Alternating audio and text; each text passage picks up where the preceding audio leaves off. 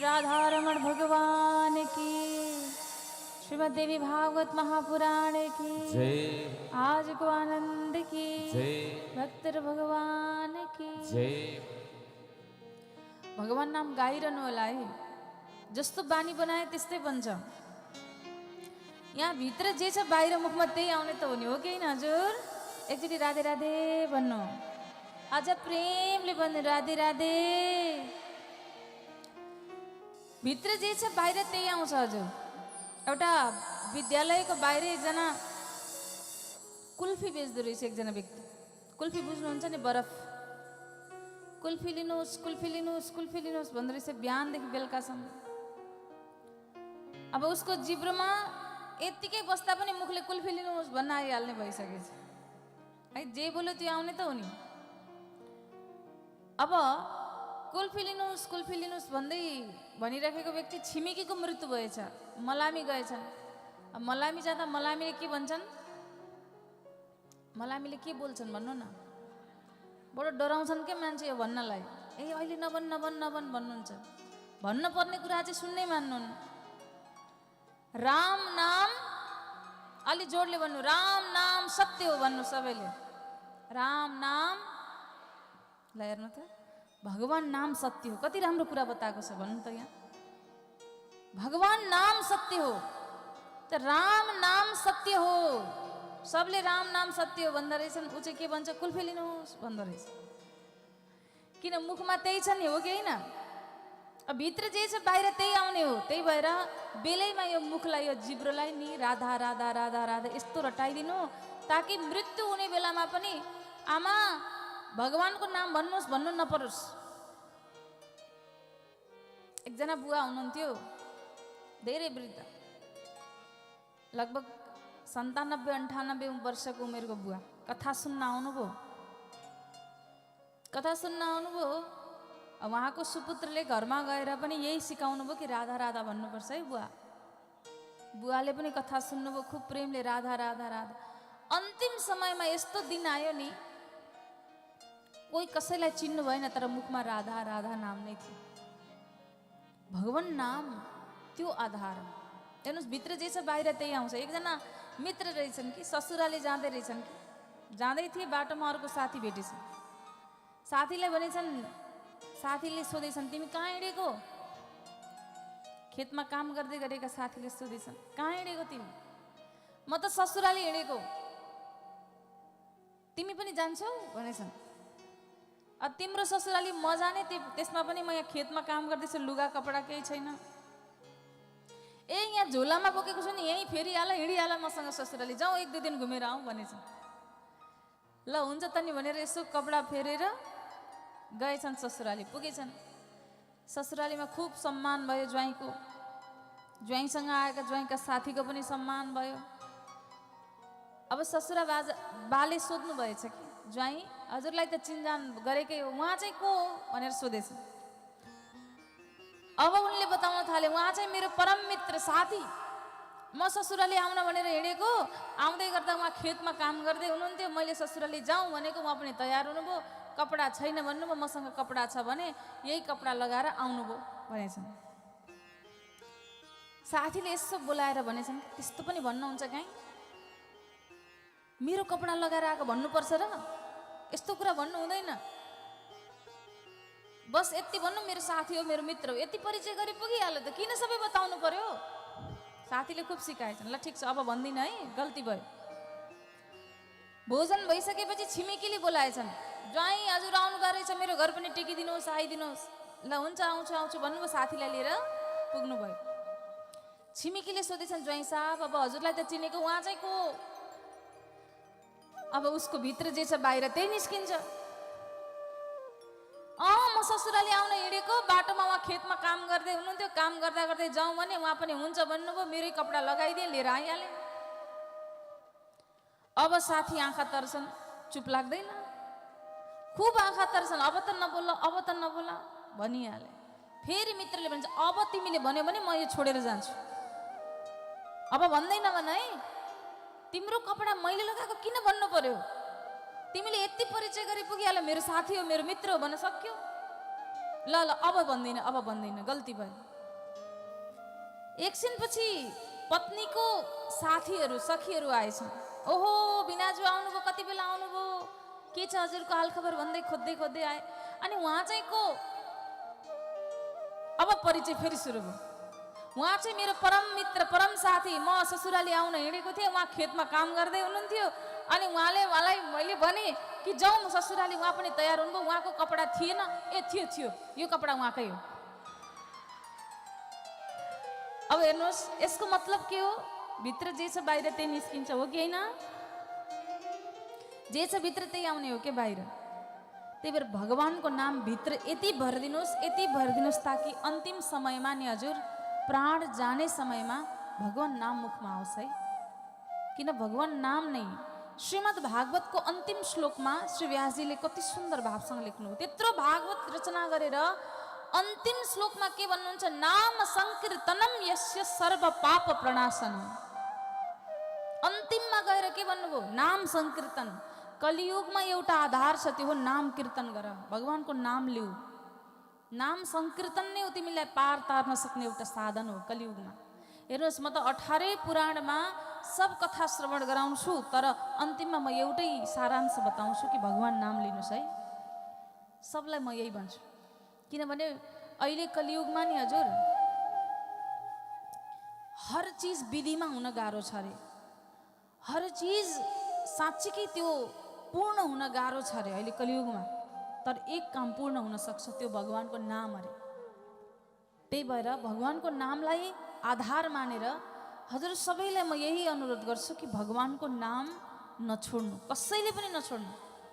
कथा सुन्नु, कर्म गर्नु, सब गर्नु, तर भगवान नाम सदा सर्वदा जिब्रोमा राख्नु। हातमा होस् काम, मुखमा होस् भगवान नाम, सबको त्यो शोभा दिन्छ। भगवानले यो हात बनाउनु पऱ्यो किन, दान गर्न, सेवा गर्न। आँखा बनाउनु पऱ्यो किन, भक्तको दर्शन गर्न, भगवानको दर्शन गर्नको निमित्त। यी कान किन बनाउनु पऱ्यो भगवानले, भगवानको कथा सुन्नको लागि। यी पाउहरू किन बनाउनु पऱ्यो, तीर्थयात्राको लागि। अनि यो मुख किन बनाउनु भयो, धेरैभन्दा धेरै भगवान नाम लिनको लागि। त्यही भएर हामी आएका छौँ मनुष्य जीवन प्राएर। एउटा पशुको जीवन, बिरालोको जीवन मिलेको भए बिरालोले राम राम भन्न सक्छ? एकचोटि राधे राधे भन्नु त। बिरालोले राम राम भन्न सक्छ? बिरालोले हाँस्न सक्छ? मान्छेको जीवन मात्र सम्भव छ हजुर, हाँस्न, मुस्कुराउन, भगवान नाम लिन। त्यही भएर म सबलाई अनुरोध यही गर्छु कि भगवान नाम सधैँभरि लिइरहनु होला। बोल्नुहोस् कृष्णचन्द्र भगवानको। भगवानको परम भक्त मीराबाईको कथा सुन्नु भएको छ कसैले? सुन्नु भएको छ? कतिजनाले सुन्नु भएको छ? एकचोटि हात उठाउनु त। मीराबाईको कथा सुन्ने जतिले हात उठाउनु न, एकचोटि हेरौँ।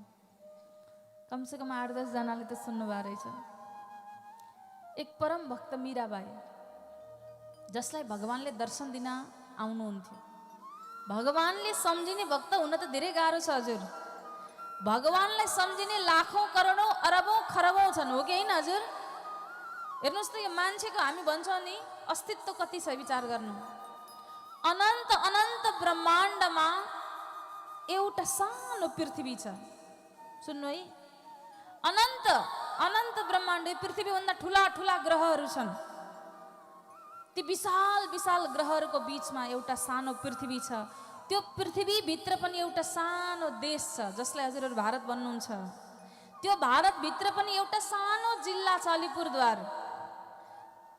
त्यो जिल्लाको पनि एउटा सानो गाउँमा एउटा मान्छे छ जसले भगवानलाई याद गर्छ। हेर्नुहोस् त, हो कि होइन? भगवानले यो ब्रह्माण्डमा जीव जन्तु मनुष्य सब प्राणी भित्रबाट कसैलाई याद गर्नुहुन्छ भक्तलाई भने त्यो भक्त कति महान होला, विचार गर्नुहोस् त। कति महान भक्त होला। त्यस्तै एक भक्त जसको नाम छ मीराबाई। सानी सानी 5 वर्षकी बालिका यसै गरी कथा सुन्न गइछिन् आमासँग। हेर्नुहोस्, त्यही भएर बच्चाहरूलाई नि सँगै लिएर हिँड्नुपर्छ कि कथा सत्सङ्गमा।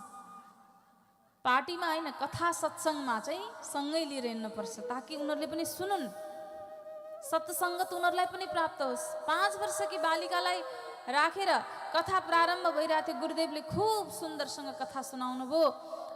अब अन्तिममा गुरुदेवले भन्नुभएछ कसैलाई केही सोध्न मन छ भन्नुभएछ। सबलाई हतार थियो, सब उठेर हिँडे, किन घर जान हतार थियो सबलाई। दौडी दौडी सब आफ्नो आफ्नो बाटो लागे।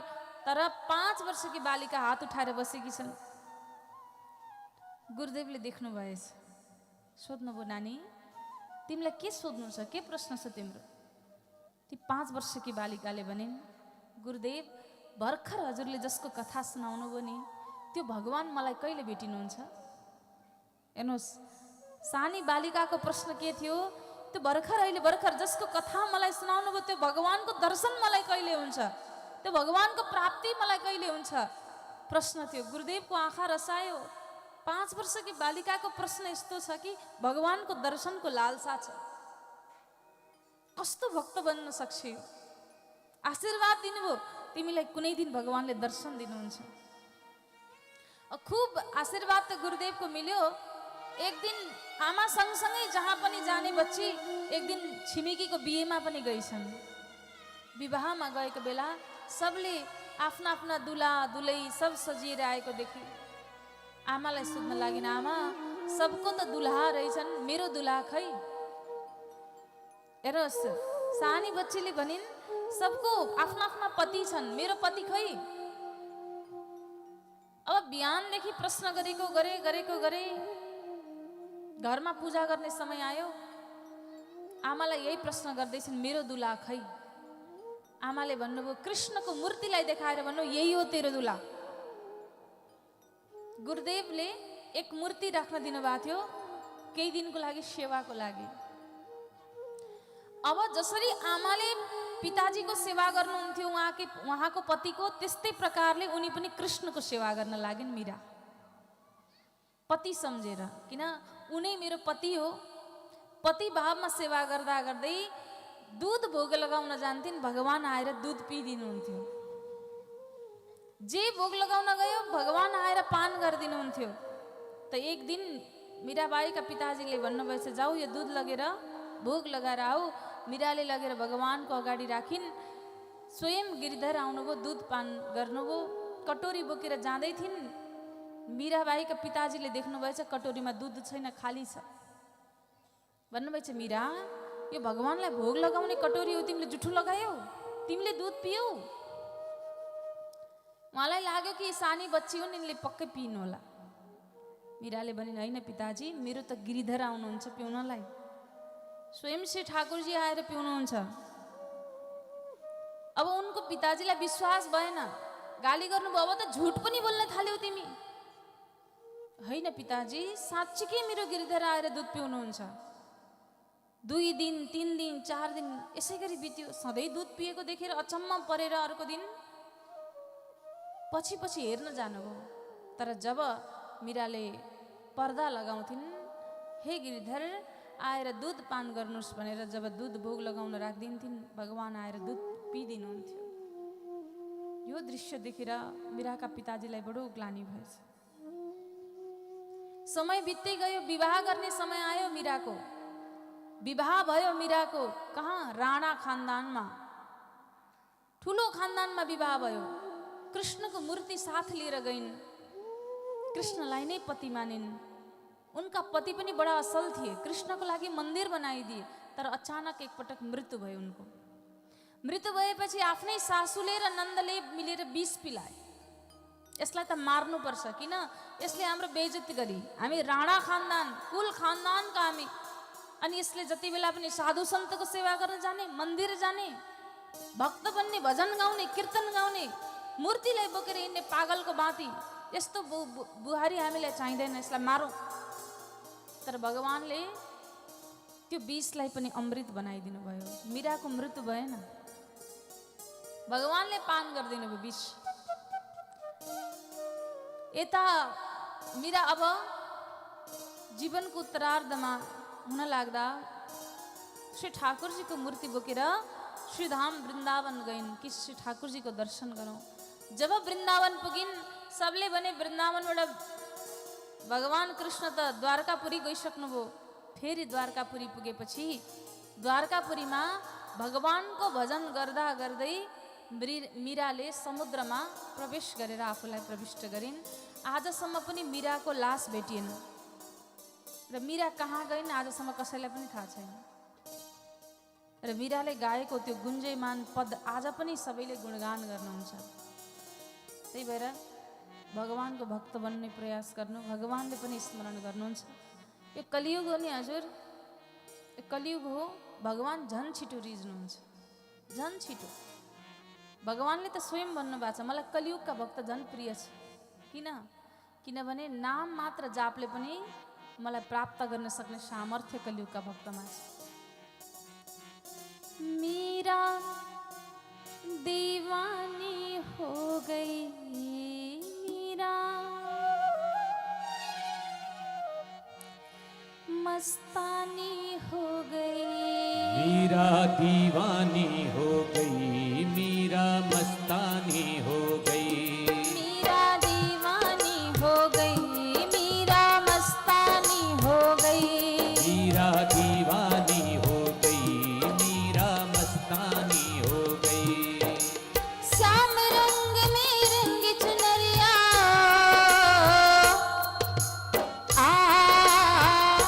ओ मीरा, ओ मीरा, ओ मीरा दीवानी हो गई, मीरा मस्तानी हो गई, मीरा दीवानी हो गई, मीरा मस्तानी हो गई। सबैले मिठी ताली सेवा गर्दै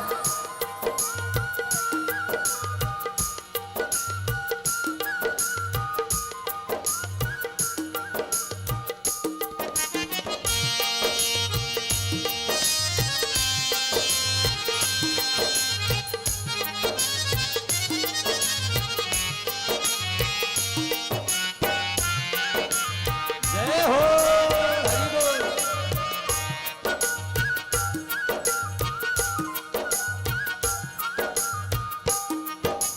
राणा की राजधानी छोड़ी, लोक लाज सब छोड़ी, राणा की राजधानी छोड़ी, लोक लाज सब छोड़ी, राणा की राजधानी छोड़ी, लोक लाज सब छोड़ी, राणा की राजधानी छोड़ी, लोक लाज सब छोड़ी।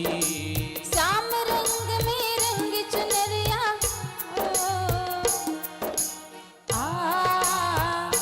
ओ मीरा, ओ मीरा, ओ मीरा दीवानी हो गई, मीरा मस्तानी हो गई, मीरा दीवानी हो गई, मीरा मस्तानी हो गई, मीरा दीवानी हो गई, मीरा मस्तानी हो गई, मीरा दीवानी हो गई, मीरा मस्तानी हो गई।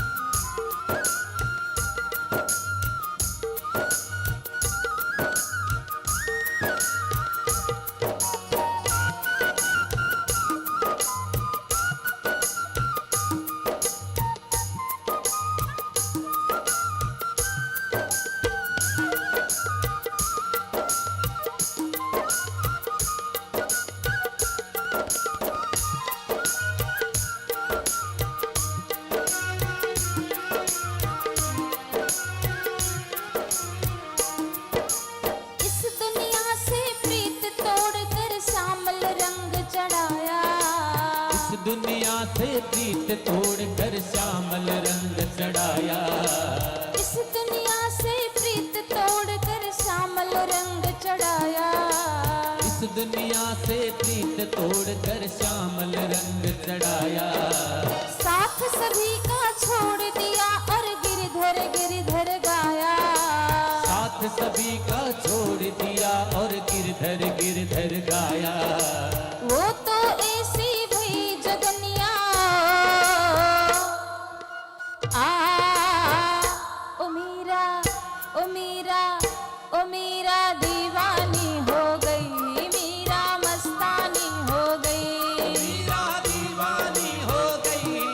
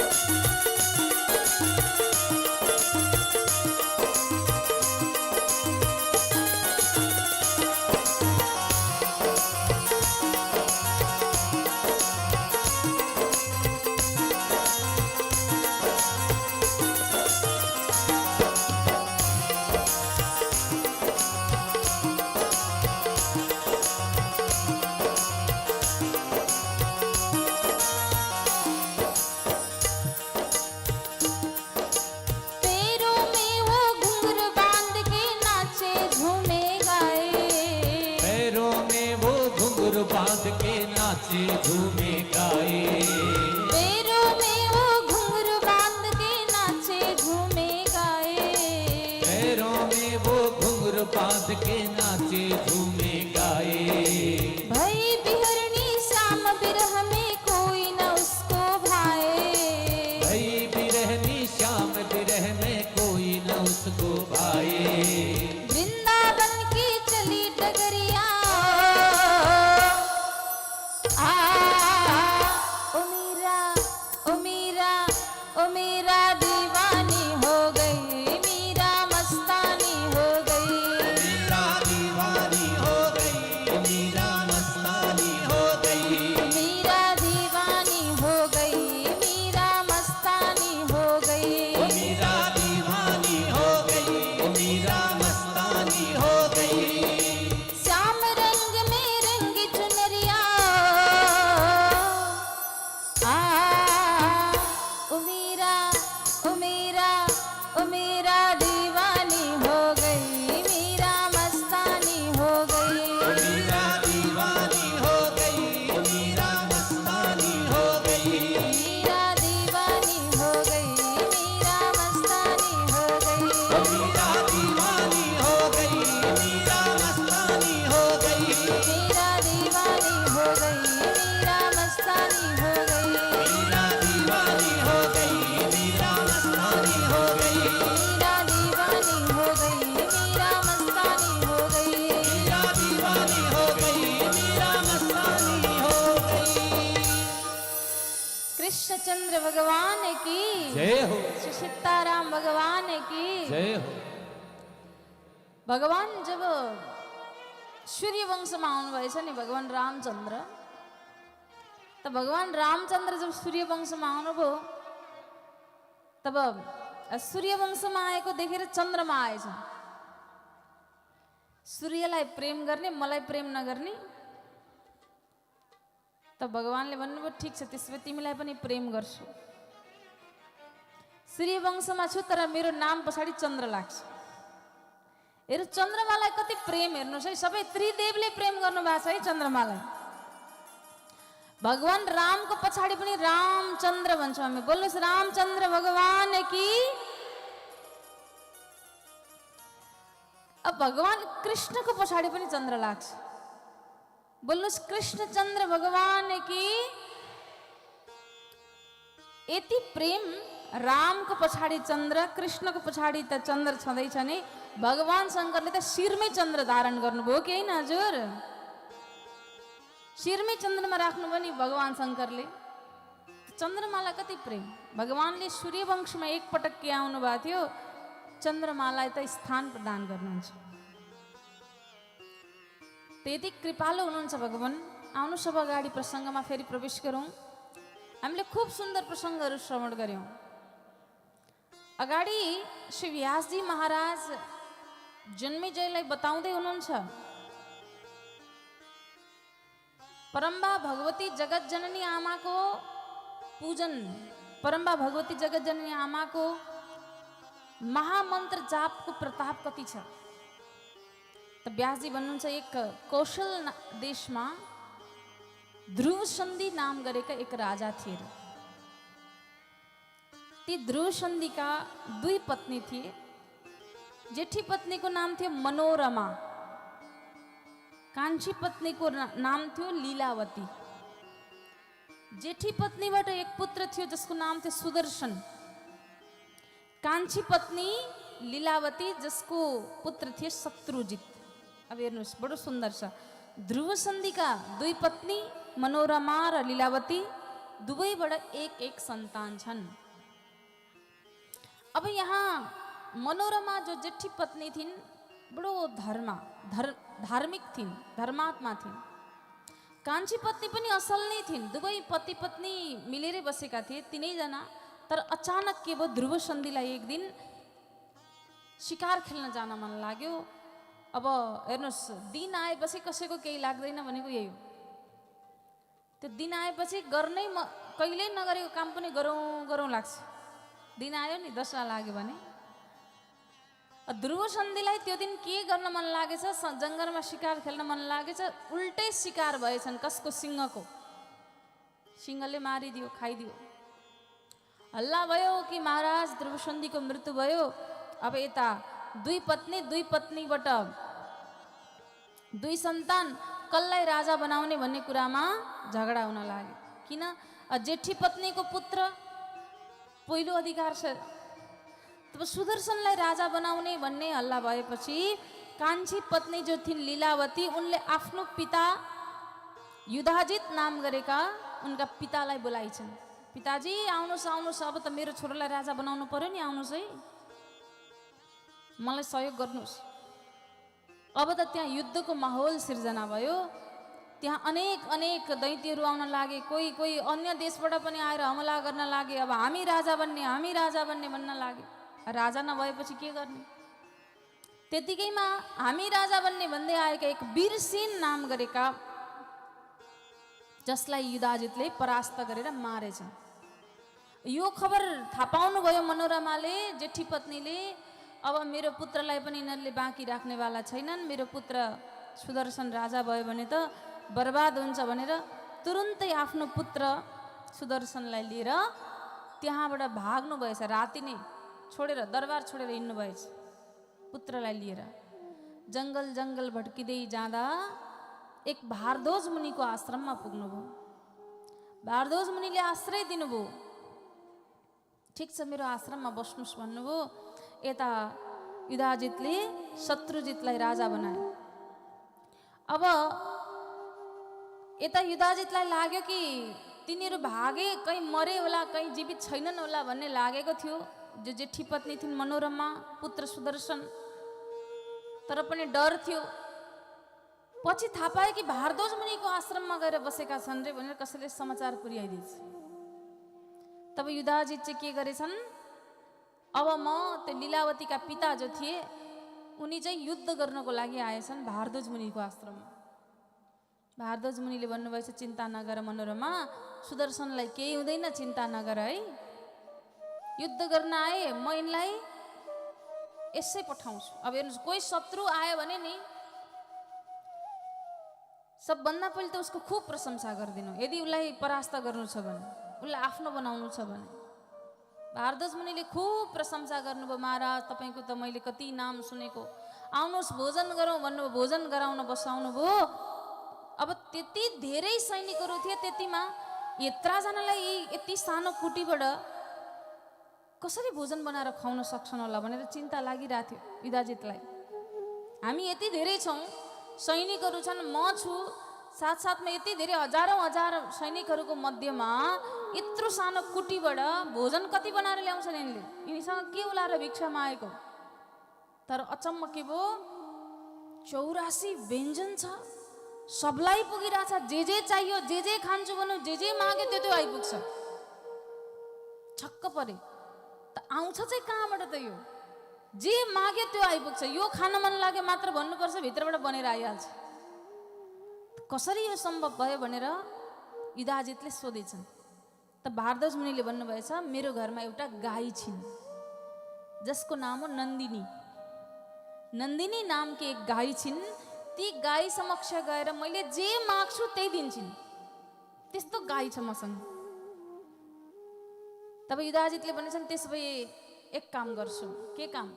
म युद्ध गर्दिनँ, मैले मनोरमा र सुदर्शनलाई यसै छोडिदिन्छु, तर मलाई त्यो गाई मलाई चाहियो, यो शर्तमा छोड्छु। तब भारद्वाज मुनिले भन्नुभएछ, बडो दया लाग्यो। अब मनोरमाको सानो पुत्रको दया लागेछ। भन्नुभयो, ठिक छ, लानुहोस्, ए नन्दिनीलाई लानुहोस्। तब नन्दिनीलाई युधाजितले खुब तान्न लागे, लिएर जानको लागि। तर नन्दिनी हल्लिँदै जान लान खुब प्रयत्न गर्छन्, तर गाई जानै मान्दैन। अब गाई यति चलाक हुन्छ नि हजुर। गौ माता कसको घरमा हुनुहुन्छ कसैको घरमा गौ माता? हात उठाउनु त हेरौँ। कतिजनाको घरमा गौ माता हुनुहुँदो रहेछ? मलाई हेर्न मन लाग्यो। ओहो, धेरैजनाकोमा हुनुहुन्छ। बोल्नुहोस्, गौ माता कि, जगत जननी आमा कि। गौ माता हेर्नुहोस् यति चलाक गौमाताले घाँस खाएको ठाउँ हेर्नु त, गाईले घाँस खाएको ठाउँ हेर्नु अनि भैँसीले घाँस खाएको ठाउँ हेर्नु एकचोटि। भैँसीले घाँस खायो भने तल जरादेखि खाएको हुन्छ, गाईले घाँस खायो भने माथि माथि खाएको हुन्छ, तल अलिकति छोडेको हुन्छ, ताकि फेरि यो उम्रिन्छ र खानको लागि योग्य होस्। हेर्नुहोस् है, यति चलाक हुन्छ नि। त्यति मात्रै होइन, हजुरलाई लाग्छ नि गाईको दुध दुनुहुन्छ, बाछो पहिले लानुहुन्छ अनि एकछिन बाछोले खाएपछि अब दुध दिन्छ है यसले भनेर बाछो लगेर बाँधेर दुध दुनुहुन्छ, र अलिकति दुध छोडिदिनुहुन्छ नि। गाई यति चलाक हुन्छ कि बाछोलाई पुग्ने दुध पहिले लुकाइसक्छ। गाई त्यति चलाक हुन्छ, बुझ्नुभयो नि, आफ्नो सन्तानको लागि पहिले दुध लुकाइसक्छ उसले।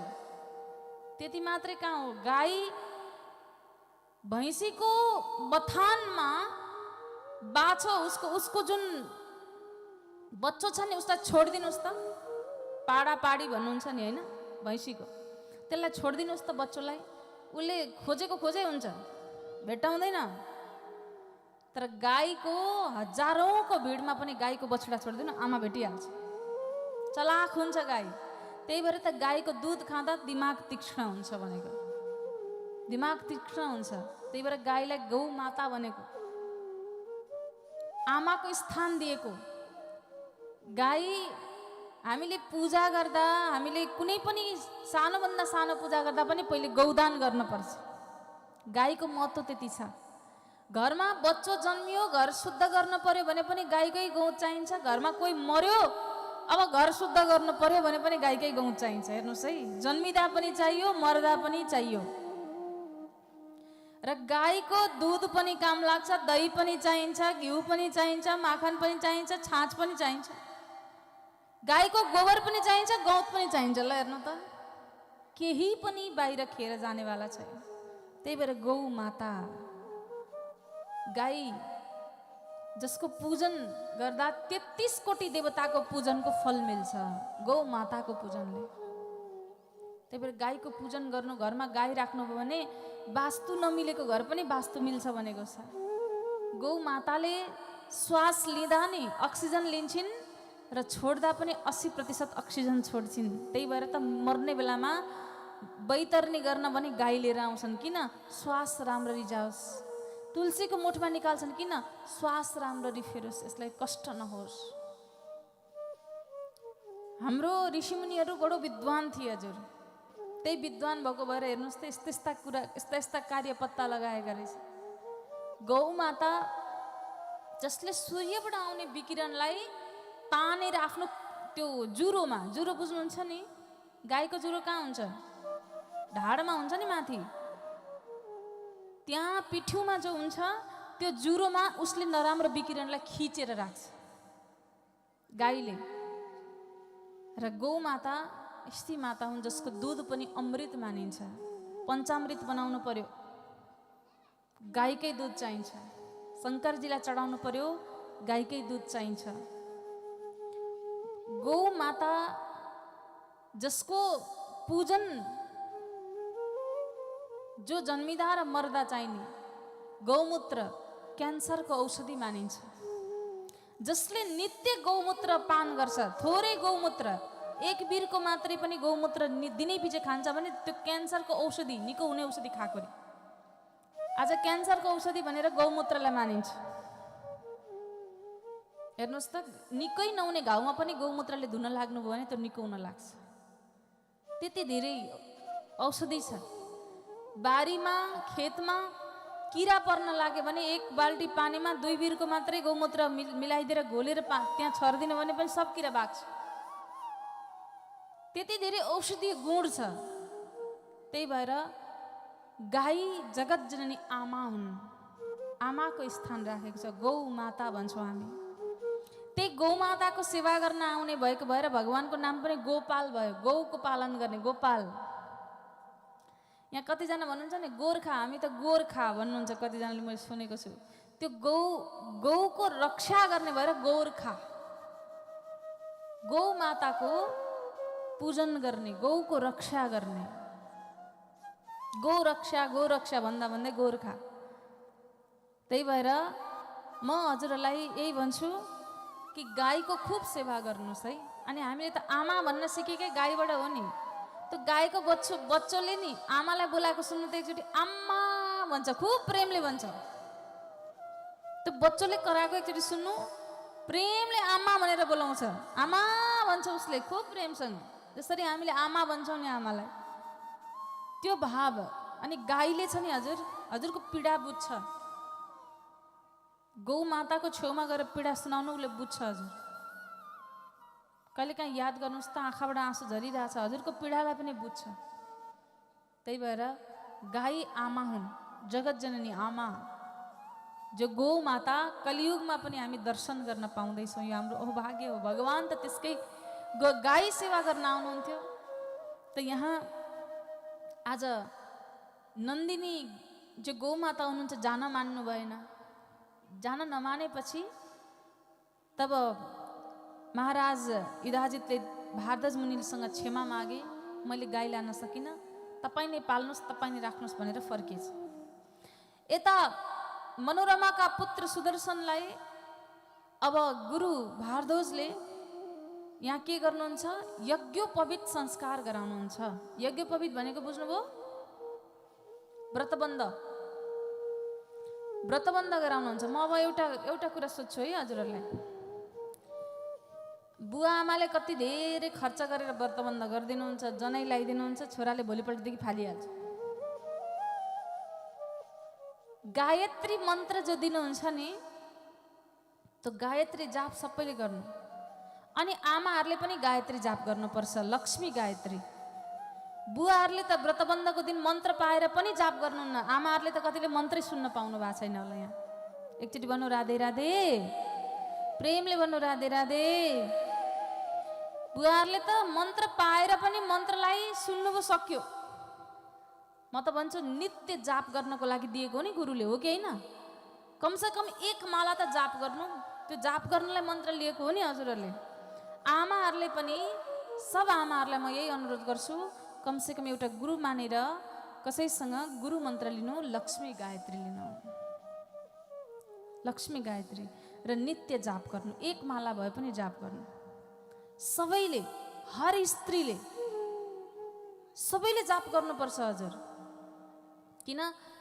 मन्त्र एक त मन्त्र जीवनमा होस् कमसेकम, हो कि होइन हजुर? भन्नु त एकै मन्त्र पनि छैन अहिलेसम्म भने के उपलब्धि भयो? जसको जीवनमा गुरु छैन उसको जीवन त सुरु नै छैन रे। एकचोटि राधे राधे भनौँ त हजुर। त्यही भएर समय छ, कमसेकम लक्ष्मी गायत्री भए पनि जाप गर्नु, लिनु, गुरु मन्त्र लिनु, धारण गर्नु। र यहाँ यसरी आज मन्त्र प्रदान गर्नुभयो, तब मुनिले के गर्नुभयो, उपनयन संस्कार पश्चात उहाँले के गर्नुभएछ त, देवीको बीज मन्त्र दिनुभयो, क्लिम भनेर। क्लिम, सबैले भन्नु त एकचोटि, क्लिम। यो क्लिम मन्त्र प्रदान गर्नुभयो। क्लिम मन्त्र जाप गर्न लागेपछि जब यो करोडौं जाप पुग्यो, तब त सिद्धता प्राप्त हुन लाग्यो, बोलेको कुरा पुग्न लाग्यो, शक्ति प्राप्त भयो, हर काममा सफलता हुन लाग्यो सुदर्शनको। उनको चर्चा परिचर्चा संसारभरि फैलियो। तब सुदर्शनको चर्चा सुनेर काशीराजकी पुत्री थिइन् शशिकला। शशिकलाले विचार गरेछन्, अब म बिहे गर्छु त सुदर्शनसँग, मनमनै भनिछन्, सङ्कल्प लिन्छन्, विवाह गर्छु त तिनै सुदर्शनसँग, मनोरमाका पुत्र, खुब चर्चा परिचर्चा, विद्वान छन् रे तिनी त। तर यता शशिकलाका पिता जो काशीराजले के गरेछन् त, आफ्नी पुत्रीको विवाहको लागि धेरै राजकुमारहरूको आह्वान गरेछन्। जो बलशाली छ, जो शक्तिशाली छ, जो विद्वान छ, उसलाई म मेरी छोरी दिन्छु, युद्धमा जो जित्न सक्छ लाउनुहोस् आउनुहोस् भनेर सबलाई बोलाएछ। भएभरका राजा महाराज राजकुमार सब आएछन् काशीराज कहाँ। यता शशिकलाले भनेछन्, पिताजी मैले त मेरो मनले, मेरो हृदयले सुदर्शनलाई पति मानिसकेँ, त्यही भएर मेरो बिहे अरू कसैसँग नगराइदिनुहोस्, बिन्ती छ। बिहे गर्छु त केवल सुदर्शनसँग। अब के गरौँ? छोरीले अरूसँग विवाह गर्लिन् भनेर बोलाएँ, यति धेरै राजा राजकुमार सबलाई पुकारे, पुत्री भन्छन् होइन होइन, विवाह त म गर्छु सुदर्शनसँग। त्यसमै के गर्ने त, रातारात विवाह गरेर पठाउन लाग्नुभयो, यता हल्ला भएछ। उनले त छोरीको बिहे गरेर पठाउन लागेको छन्, अरे भित्रभित्रै हल्ला भयो। सब अब युद्धको लागि तयार भए।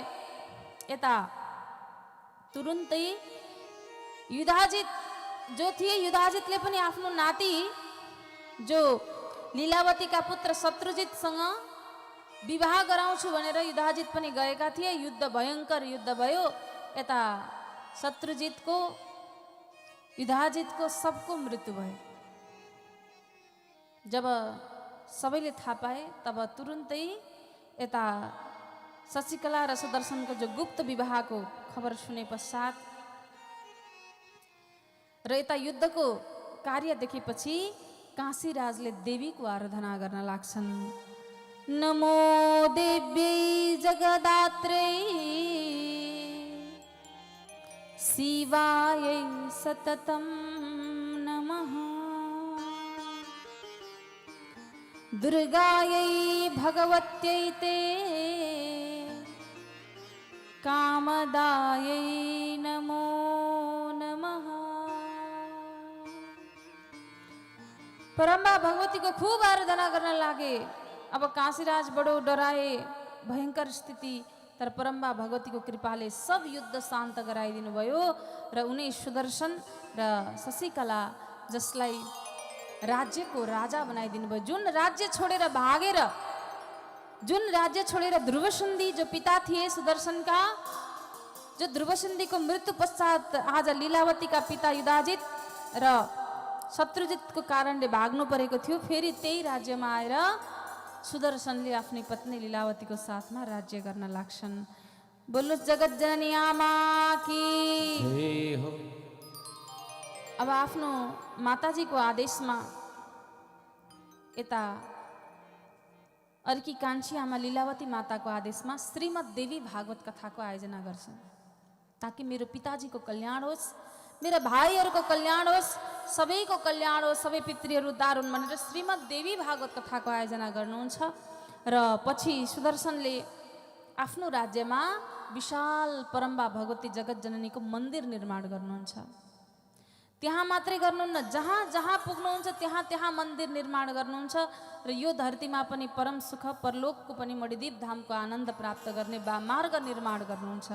यसरी कथा श्रवण गराउनुभयो व्यासजीले र भन्नुभयो जन्मेजयलाई, जन्मेजय श्रीमद् देवी भागवत भनेको पितृको पनि उद्धार गर्ने सक्ने सामर्थ्य भएको, हारलाई पनि जितमा परिणत गर्ने सामर्थ्य भएको, असत्यमाथि सत्यको विजय गराउन सक्ने सामर्थ्य भएको यो सुन्दर ग्रन्थ हो। देवीको बीज मन्त्रले शक्ति प्राप्त हुन्छ, विद्या आनन्द सब प्राप्त हुन्छ। आज जगत जननी आमालाई यहाँ पुकार गर्दै भन्नुहुन्छ र कसरी पूजा गर्नुपर्छ भनेर यहाँ वर्णन गर्नुहुन्छ। नवरात्रहरू 4वटा छन् रे। 4 नवरात्र मध्ये 2 नवरात्र चाहिँ विशेष मानिन्छ रे। एउटा चैत्रको नवरात्र, अर्को असोजको नवरात्र। हजुरहरू नवरात्रिको व्रत राख्नुहुन्छ? राख्नुहुन्छ सबैले? जसले राख्नुहुन्न उहाँहरूलाई म भन्छु, यहाँ सुन्नुहोस् है, सबै व्रतमा जसले नवरात्रको व्रत राख्छ नि, यो संसारमा यहाँ वर्णन गरेको छ, सुन्नु है, यो संसारमा जति प्रकारको व्रत छ, दान छ, ती सबै नवरात्रि तुल्य छैनन् अरे। नवरात्रिको व्रत जसले गर्छ उसले पुनर्जन्म लिनु पर्दैन अरे, नवरात्रिको व्रत बस्ने व्यक्तिले। र कुनै रोग धन कमी हुने छैन यो जीवनमा, र विभिन्न सङ्कट भोग्न पर्दैन। भगवान रामले पनि यो नवरात्रको व्रत राख्नु भयो अरे। र नवरात्रिको व्रत मानि हजुर विधि यहाँ बताइएको छ। कसरी नवरात्रिको व्रत राख्नु रे भने 16 हात अग्लो स्तम्भ, ध्वजा पताका भएको स्तम्भ खडा गर्नु, 16 हात अग्लो। त्यसपछि सुन्दर वेदीहरू बनाउनु, विभिन्न रङ्गले निर्माण गर्नु, वेद पारङ्गत पण्डितहरू स्थापित गर्नु र पूजन गर्नु, मातालाई वस्त्र अलङ्कारले सजाउने, पूजा गर्ने गर्नु र देवीको पाठ गर्नु। देवीको पाठ गर्दा 9, 5, 3 या 1 ब्राह्मण वर्ण गरेर आरम्भ गर्नु। र नवरात्रमा 9 कन्याको पूजा गर्नुहुन्छ हजुरहरू? गर्नुहुन्छ? अब कसरी गर्नुहुन्छ त्यो त मलाई थाहा छैन, तर देवी भागवतमा लेखेको कुरा बताउँछु है म। नवरात्रिमा 9 कन्याको पूजा गर्दा कसरी गर्नु रे भने पहिलो दिन 2 वर्षकी कन्याको पूजा गर्नु रे। कति वर्षकी? सुन्नु है। दोस्रो दिन 3 वर्षकी कन्याको पूजा गर्नु रे। चौथो दिन, तेस्रो दिन 4 वर्षकी, चौथो दिन 5 वर्षकी, छैठौँ दिन 7 वर्षकी, सातौँ दिन 8 वर्षकी, आठौँ दिन 9 वर्षकी र 9 दिनमा 10 वर्षकी कन्याको पूजा गर्नु। त्यो पनि रजस्वला नभएका कन्याको पूजा गर्नु। बुझ्नुभयो नि? यसरी वर्णन गरेको छ। अब कतिजनाले नवमीकै दिन 9 कन्या राखेर पनि पूजा गर्ने चलन छ, तर यहाँ विधिवत रूपमा चाहिँ यही बताइएको छ। म जे बताएको छ, जे लेखेको छ त्यही बताउँछु है। हजुरहरू गर्ने हजुरहरूको आफ्नो हिसाबले गर्नु होला, तर यहाँ वर्णन गरेको छ पहिलो दिन 2 वर्षकी कन्या, 2 वर्षदेखि 10 वर्षका कन्याको पूजन हुँदो रहेछ। बुझ्नुभयो नि? र यदि 10 वर्षको कन्यामा पनि कोही कन्या जो रजस्वला भएका छन् भने तिनको पूजन हुँदैन रहेछ। नभएका कन्याको पूजन गर्नु भनेको छ। र यसरी नवदुर्गा भगवतीलाई साक्षात देवी मानेर, ती कन्यालाई पनि साक्षात परम्बा भगवती मानेर वस्त्र, अलङ्कार, चरण पादुका, छत्री, आसन सब दान गर्नु, दक्षिणा र भोजन गराएर तृप्त गराउनु, स्वयं साक्षात चरण प्रक्षालन गरिकन पान गर्नु। यसरी जगत जननी माताको यहाँ पूजन विधि वर्णन गरिएको छ। बोलो जगत जननी आमा की, आजको आनन्द की, श्रीमद् देवी भागवत महापुराण की, भक्त भगवान की। जगत जननी आमाको आशीर्वाद भयो भने हजुर यो संसारमा छ नि, जुन काम अब हुँदैन, यो काम बन्दैन, अब यहाँ मेरो हार हुन्छ भन्ने लाग्छ भने पनि विजय गराउन सक्नुहुन्छ। किन? शक्ति प्रदायनी हो नि। जगत जननी आमाको कृपा नभइकन भन्नुभएको छ त माताले, भगवान नारायणले पनि पालन गर्न सक्नुहुन्न, भित्र म शक्ति स्वरूप बसेको छु। भगवान शङ्कर पनि संहार गर्न सक्नुहुन्न, जो शक्ति प्रदायनी छु। स्वयं भगवान, स्वयं परम्बा भगवतीले यहाँ वर्णन गर्नुभएको छ। त्यही भएर सब मिलके बजाओ ताली, मेरी मैया करेगी रखवाली। सब मिलके बजाओ,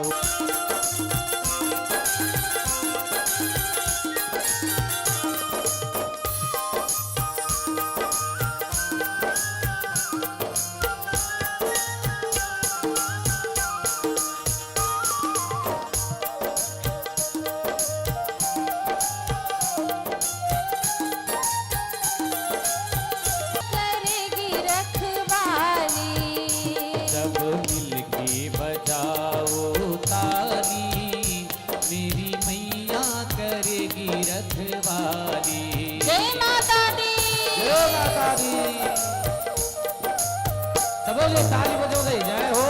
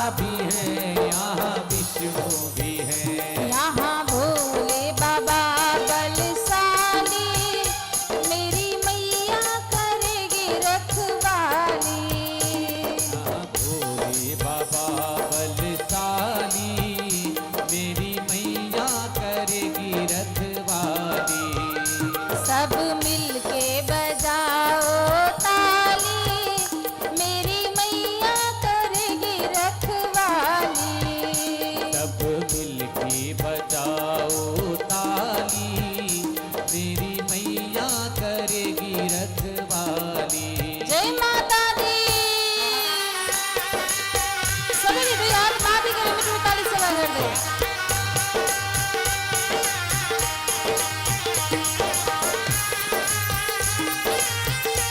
हरि बोल।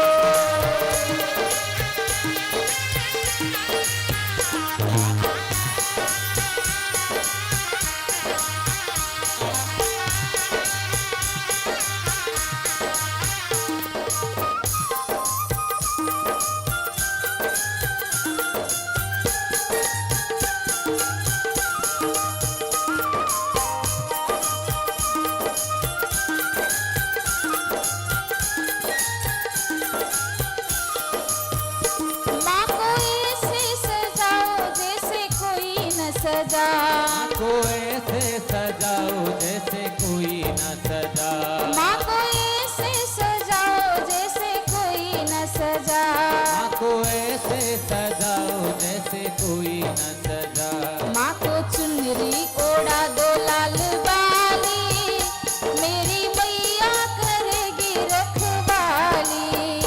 माँ को चूनर उड़ाओ लाल वाली, मेरी मैया करेगी रखवाली। सब मिलके बजाओ ताली, मेरी मैया करेगी रखवाली। सब मिलके बजाओ ताली, मेरी मैया करेगी रखवाली। जय माता दी। सभी लिमिट में ताली सवा कर दे।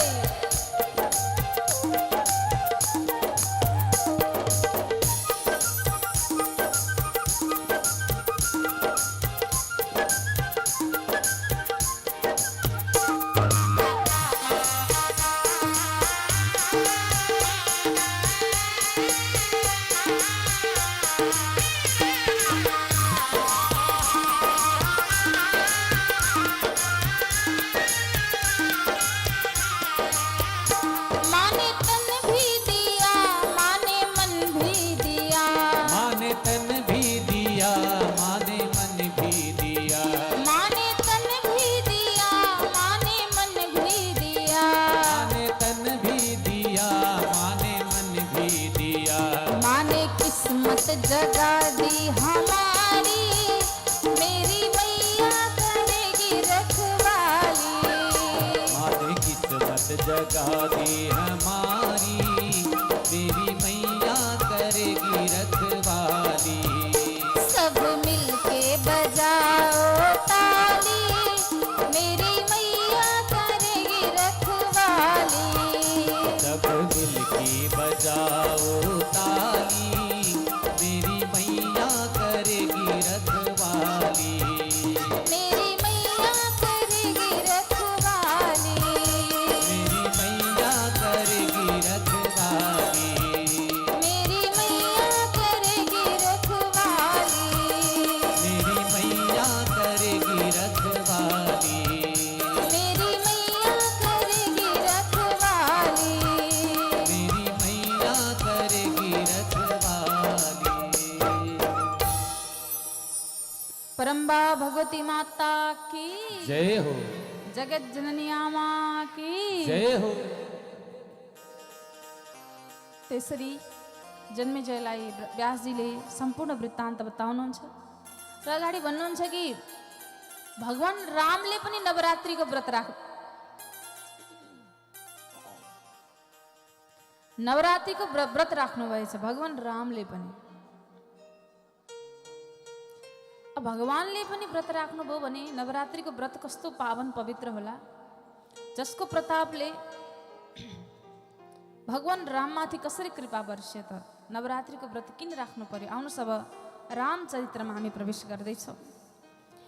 पूर्वकालमा महाराज दशरथ जो सूर्यवंशी राजा हुनुहुन्थ्यो, अत्यन्त कर्तव्यनिष्ठ, अयोध्यामा राज्य गर्नुहुन्थ्यो।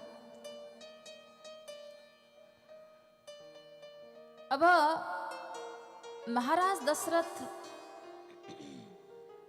जिसका 3 पत्नी थी, कौशल्या, कैकेयी, सुमित्रा, तर 3 पत्नी भए पनि सन्तान थिएन। तब सन्तान नभएपछि अब के गर्ने? पुत्र कामयष्टि यज्ञ गर्नुभयो, खूब विशाल यज्ञ लाउनुभयो। तब घरमा तीन रानीबाट 4 सन्तानको प्राप्ति भयो। माता कौशल्याको गर्भबाट भगवान स्वयं श्री नारायण स्वरूप प्रभु श्री रामचन्द्र प्रभुको आगमन भयो। माता सुमित्राको गर्भबाट लक्ष्मण र शत्रुघ्नको जन्म भयो र माता कैकेयीको गर्भबाट भरतजी महाराजको जन्म भयो। 4 पुत्रहरूको आगमन भयो। अयोध्या धाम बडो उल्लासमय भयो। भगवानको आगमन छ, अयोध्यावासी बडो प्रसन्न छन्। 4 पुत्र प्राप्ति भयो। बढ्दै गए, गुरुकुलमा गएर 4 दाजुभाइले विद्या आर्जन गर्छन्। फर्केर आउनु भएपछि गुरु विश्वामित्र आउनु भएछ। त्यति बेला भरतजी र शत्रुघ्न मामा घर जानुभएको थियो। त्यही बेला श्री राम र लक्ष्मण घरमा हुनुहुन्छ। आएर गुरु विश्वामित्रले भन्नुभयो, मैले जब जब यज्ञ गर्छु नि आकाशबाट मांस वृष्टि गराइदिन्छन् दैत्यहरूले। अब म पवित्र यज्ञमा होम होमादि गर्न बस्छु, आकाशबाट मांस वृष्टि गराइदिएपछि, खाएको अन्न जुठो अन्न वृष्टि गराएपछि कसरी शुद्ध हुन्छ? म यज्ञलाई कसरी पूर्ण गरौँ? त्यही भएर म रामलाई लिन आएको हो भन्नुहुन्छ गुरु विश्वामित्र। अब महाराज दशरथ भन्नुहुन्छ, राम बिना त मेरो एकछिन पनि प्राण रहँदैन, कसरी दिएर पठाउँ? त्यही पनि ठिकै छ, यज्ञ पूर्ण गर्न त मैले पठाउनै पर्छ। तब पुत्र राम र लक्ष्मणलाई गुरु विश्वामित्रको साथ दिएर पठाउनु भयो। अगाडि जब जानुभयो, मार्गमा ताडकाको उद्धार गर्नु, मारिच सुभाव सबको उद्धार गर्दै, त्यो मारिच नाम गरेको जो दैत्य थियो नि, त्यो दैत्यलाई चाहिँ भगवानले बाटोमा जाँदा जाँदा मार्नु भएन। किन मार्नु भएन? त्यो मारिच नै पछि सुनको मृग बनेर आउँछ। भगवानले तीर नभएको बाण यसरी हानिदिनु भयो कि गएर समुद्रमा खसालिदिनु भयो। त्यहाँदेखि प्रहार गरेको मारिचलाई सिधै गएर समुद्रमा खसालिदिनु भयो, जसलाई रावणले संरक्षण गरेर राख्यो, पछि चाहिन्छ भनेर। अब यहाँ यसरी उद्धार गर्नुहुन्छ र यज्ञ पूर्ण गराइदिनु भयो र गुरु विश्वामित्रको साथमा राम र लक्ष्मणजी जनकपुर धाम प्रवेश गर्नुहुन्छ।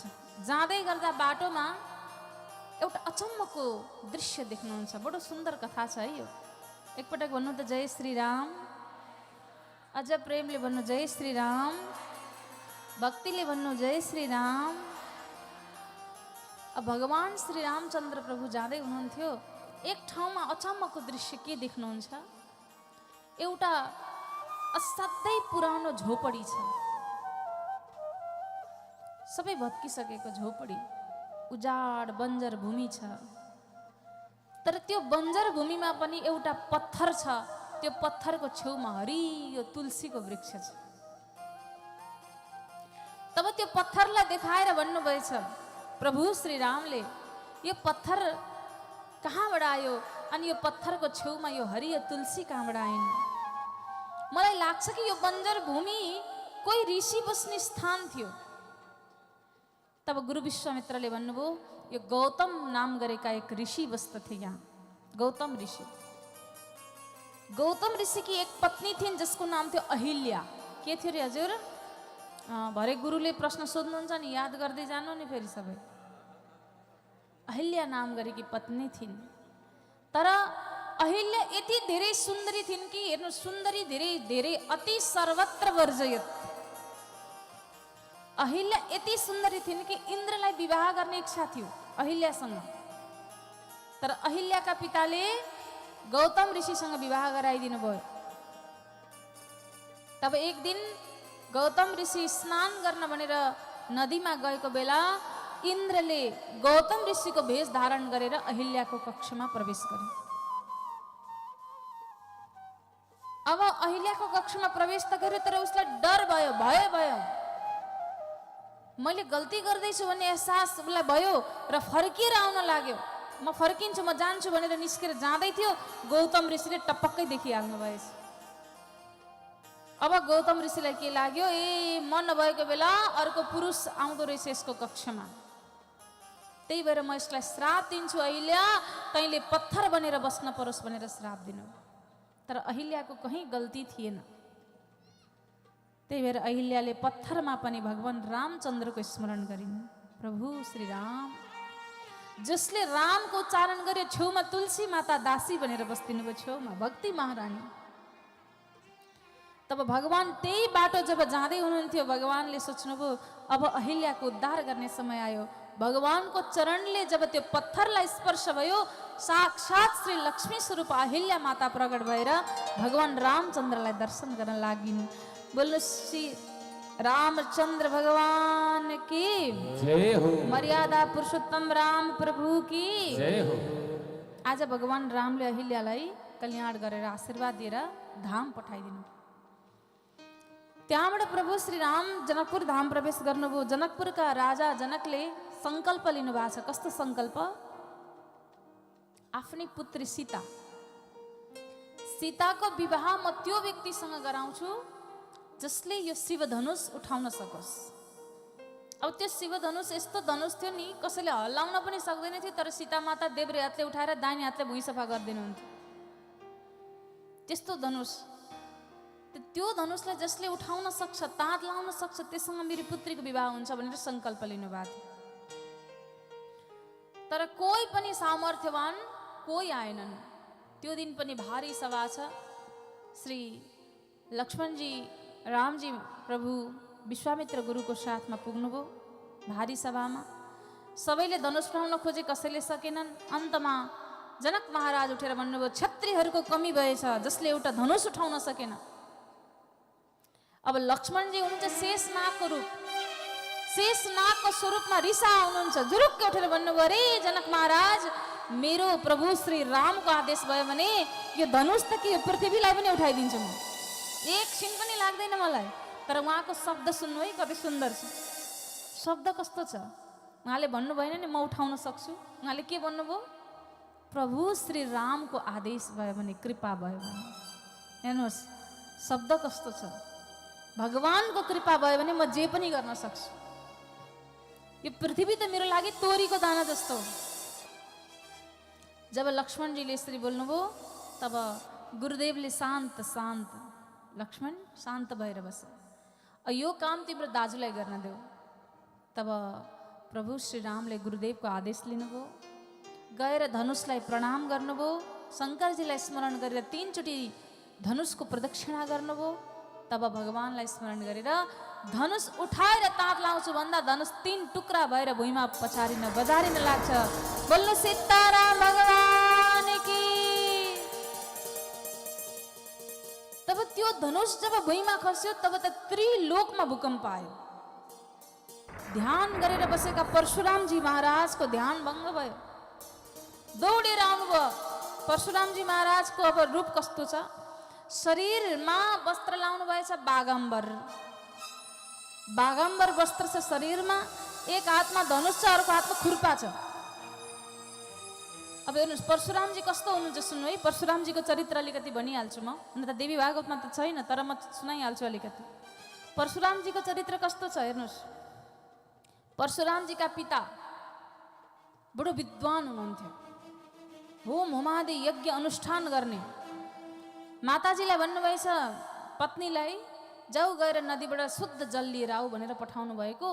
नदीमा त कोही स्त्री पुरुषहरू क्रीडा गर्दै रहेछन्। तब त्यो देखेपछि हेरेर बस्नुभएछ उहाँकी पत्नीले। निकै बेरसम्म अलमल भयो, पानी ल्याउन जल ल्याउन विलम्ब भएछ। यता यज्ञ गर्नलाई ढिलो भइसक्यो, पत्नीले जल ल्याएनन्, क्रोधित हुनुभएछ।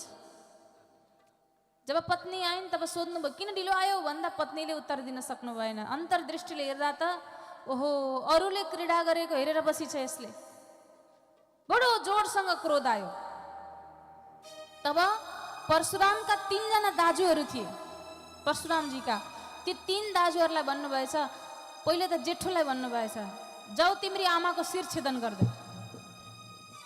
क्रोधित भएर भन्नुभयो। जेठा दाजुले मानेनन्। माइलालाई भन्नुभयो, माइलाले पनि मानेनन्। साइलालाई भन्नुभयो, साइलाले पनि मानेनन्। आमाको शिर म छेदन गर्छु भनेछन्। परशुरामलाई भन्नुभयो, जुरुक्क उठ्नुभयो, शिर छेदन गर्दैन। पिताजीले भन्नुभयो स्याबास, माग वरदान माग, तिमीलाई म के वरदान दिउँ? परशुराम भन्नुहुन्छ, यदि वरदान दिनुहुन्छ भने मेरी आमाको प्राण दिनुहोस्, मलाई मेरी आमाको प्राण चाहिन्छ। हेर्नुहोस् कस्तो वचन थियो, पिताको वचन पनि राख्नुभयो, अब भन्नुहुन्छ कि मेरी आमाको मलाई प्राण दिनुहोस्, अब मलाई वरदान दिनुहोस्। अब तुरुन्तै प्राण दान गरिदिनु। यस्ता परशुरामजी महाराज जो 17 पटक क्षत्रियहरूलाई यो धरतीबाट म सकाउँछु भनेर युद्ध गरेर परास्त गर्न सक्ने सामर्थ्यवान, जो साक्षात शङ्करजीको स्वरूप हुनुहुन्छ परशुरामजी। अब यति रिसा हुनुहुन्थ्यो, आएर लक्ष्मणजीसँग भन्न लाग्नुभयो। लक्ष्मणजी र परशुरामजीको भनाभन हुन्छ यहाँ। तर जब साक्षात चतुर्बाहु नारायणको स्वरूप दर्शन गर्नुभयो राम प्रभुमा, तब क्षमा मागेर परशुरामजी जानुहुन्छ र सीताराम भगवानको धुमधामसँग यहाँ विवाह हुन्छ। स्वयं अब भगवान रामचन्द्र प्रभु, लक्ष्मणजी, गुरु विश्वामित्र हुनुहुन्छ कहाँ? जनकपुरमा। विवाहको निर्णय भएपछि पत्रिका, त्यतिखेर पत्र पठाउने चलन थियो, हो कि होइन हजुर? हो नि, त्यो समय त पत्र पठाउँथे। त पत्र पठाइयो अयोध्या धाममा। अयोध्या धाममा पत्र आयो कि छोराको बिहे गर्ने तयारी गर्नु पर्यो र छिटो आउनु पर्यो जन्ती लिएर भनेर सबै आग्रह गरे। अब भगवानको बिहे कस्तो भयो हेर्नु है, आजसम्म यस्तो बिहे कसैको देख्नु भएको छ? दुला पहिले गएर ससुराली बसे अनि जन्ती उहाँबाट हिँड्यो। यस्तो बिहे कहीँ हुन्छ? पहिले ससुराली पुगिसक्यो दुला, अनि बल्ल जन्ती उहाँबाट हिँड्यो। कहाँबाट? अयोध्याबाट। दशरथजीले उहाँबाट बल्ल बाराती निकाल्नुभयो। तब अयोध्या धाम पुगेपछि 4 दाजुभाइको 4 दिदीबहिनीसँग विवाह हुन्छ, भगवान रामको सीतासँग र स्वयं लक्ष्मणजी महाराजको उर्मिलासँग, भरत र शत्रुघ्नको भाइ कुशध्वज, शत्रुघ्न जो कुशध्वज की 2 पुत्री थिए जसको नाम थियो माण्डवी र श्रुतकृति। यी 4 दाजुभाइको 4 दिदीबहिनीसँग विवाह भयो र विवाह पश्चात फर्केर आउनुहुन्छ अयोध्या धाम र माता कैकेयीले दशरथजीसँग युद्धको मैदानमा 2वटा वर माग्ने वचन लिनुभएको थियो। दशरथजीसँग माता कैकेयीले 2 वरदान माग्नुहुन्छ। जब थाहा भयो कि भोलि रामको राज्य अभिषेक हुँदैछ, तब एक दासी थिइन्, मन्थरा नाम गरेकी दासी, जसले आएर भन्छन् कैकेयी मातालाई, कैकेयी माताले 2 वरदान माग्ने समय यही हो भनेर 2 वरदान माग्नुहुन्छ। एक वरदान के थियो? श्री रामचन्द्रलाई 14 वर्ष वनवास। दोस्रो वरदान के थियो? मेरो पुत्र भरतलाई राज्य अभिषेक। यी 2 वरदान माग्नुभयो। राजा दशरथले त्यसलाई स्वीकार गर्न सक्नु भएन। भगवान रामले थाहा पाउनुभयो, त भगवान राम लक्ष्मणजी र सीता माताको साथमा वन प्रस्थान गर्न लाग्नुहुन्छ। जब पुत्रले राज्य छोडेर गए, भगवान राम बिना दशरथजीको श्वास रहन सकेन। 7 पटक रामायणमा लेखिएको छ, 7 पटक राम राम राम राम राम राम राम उच्चारण गरेर प्राण छोड्नु। रामको वियोगमा भगवान स्वयं प्रभु श्री रामका पिता दशरथजी महाराजले प्राण छोड्नुभयो। तर कस्तो कस्तो वियोग हेर्नुहोस्, मृत्यु पनि कस्तो कि 4 पुत्र भएर पनि मृत्युको समयमा कोही साथमा थिएन। त्यही भएर अन्तिम समय कस्तो छ हामीलाई थाहा छैन हजुर। मृत्यु हाम्रो कस्तो छ हामीलाई थाहा छैन। जन्मिनु त जन्मिनुभयो, धरतीमा जिउँदै पनि हुनुहुन्छ, अब मृत्युको दिन जब आउँछ नि त्यो मृत्युको समय कस्तो आउँछ थाहा छैन। कसैको बडो भयानक आउँछ, कसैको बडो कष्टकर आउँछ, कसैको त बडो सजिलो पनि आउन सक्छ, तर मृत्यु सबैलाई आउँछ। राम राम उच्चारण गर्दै प्राण छोड्नुभयो। तब मामा घर गएका भरत र शत्रुघ्नलाई बोलाइयो। सबैले व्यवहार गरेको देखेर भरत बडो चिन्तित हुनुभयो। आउनुहुन्छ त पिताजीलाई तेलमा डुबाएर राखेको छ। अन्तिम संस्कार गर्नुभयो र म मेरो दाजुलाई ल्याएर राज्य गद्दीमा बसाउँछु भनेर जान लाग्दा चित्रकूटमा भेट हुन्छ। लक्ष्मणजी महाराज बडो क्रोधित हुनुहुन्छ। भरत फेरि आएछ। भगवानले अङ्कमाल गर्नुभयो भरतजीलाई। भन्नुभयो भरतजीले, दाजु अब चाँडोभन्दा चाँडो जाउँ, गएर राज्य गरौँ, हजुरको लागि छ, त्यो राज्य मेरो लागि होइन, हजुरको निमित्त। भगवानले आफ्नो पिताजीको रघुकुल रीत सदा चली आए, प्राण जाए पर वचन ना जाए। प्राण जाओस् तर वचन जानु हुँदैन, रघुकुलको रीत हो यो। त्यही भएर यो चरण पादुका लिएर जाऊ भनेर आफ्नो चरण पादुका दिएर पठाउनु भयो। त्यही चरण पादुकालाई लिएर गएर राज्य गद्दीमा राखेर जति वर्ष सन्यासी भेष धारण गरेर राम वनवास बस्नुभयो, त्यति नै वर्ष भरतजीले पनि सन्यास भेष धारण गरेर राज्यभन्दा पर कुटी बनाएर बस्नुभयो। राज्यमा बस्नु भएन भरतजी। त्यही भएर भरतजी कति प्यारो हुनुहुन्छ हेर्नुहोस् त। हनुमानजीलाई जब हनुमान चालिसामा भगवान रामले भन्नुभएको छ नि, तुम मम प्रिय भरत ही सम भाइ, कति प्यारो हुनुहुँदो रहेछ भरतजीलाई हेर्नुहोस् त। भरत जतिको प्यारो तिमी छौ भनेर हनुमानजीलाई भन्नुभएको छ। भरत त्यति प्यारो भाइ। राम कथाको चरित्रमा भरत चरित्र साँच्चीकै मिठो चरित्र, सुन्दर चरित्र छ। दाजुभाइको सम्बन्ध कस्तो हुनुपर्छ भरतजीले दर्शाउनु भएको छ। त्यो चरित्रमा आजको दाजुभाइको सम्बन्धमा अंश बन्ड हुन्छ, अंश बाँडिन्छ, तर भरतजीको चरित्रमा दाजुभाइको सम्बन्धमा दुःख बाँडिन्छ, एक अर्कामा दुःख बाँडिन्छ। त्यो सम्बन्ध दर्शाउनु भएको छ। आज भरत चरित्रको बडो सुन्दर गुणगान छ रामायणमा। यहाँ बडो छोटो छ, त्यही भएर म हजुरलाई अगाडि प्रसङ्ग अगाडि बढ्छु। अगाडि बढ्दै जाँदा दण्डक नाम गरेको वनमा पुग्यो। दण्डकारण्यमा जहाँ बढ्दै जाँदा उता राम प्रभु अब अगाडि बढ्दै जानुहुन्छ। खबर पठाउनको लागि शूर्पणखाले प्रभु श्री रामलाई देख्न पुग्छिन्। यति सुन्दर प्रभु जसको सुन्दरता देखेर शूर्पणखालाई लाग्छ कि यसलाई म पति बनाउन पाए हुन्थ्यो। अब शूर्पणखा भगवान रामको छेउमा गएर भन्छन्, म हजुरलाई पति बनाउन चाहन्छु। तर प्रभु एक पटक पनि शूर्पणखाको मुख हेर्नु भएन। साक्षात सुन्दरी स्वरूपमा आएकी छिन् र पनि भन्नुभयो, मेरो त पत्नी छिन्, यदि तिमीलाई पति बनाउने इच्छा छ भने ऊ त्यहाँ पर उभिँदै गरेका छन् नि लक्ष्मण, तिनी समक्ष जाऊ। गएर शूर्पणखाले लक्ष्मणजीलाई हजुरलाई म पति बनाउन चाहन्छु भन्दा लक्ष्मणजीले नाक र कान काटेर पठाइदिनु। अब आफ्नो भाइ थियो खरदूषण, खरदूषणलाई गएर भनिछन्, मलाई आज वनमा कुटीमा बस्ने एकजनाले यसो यसो गरे।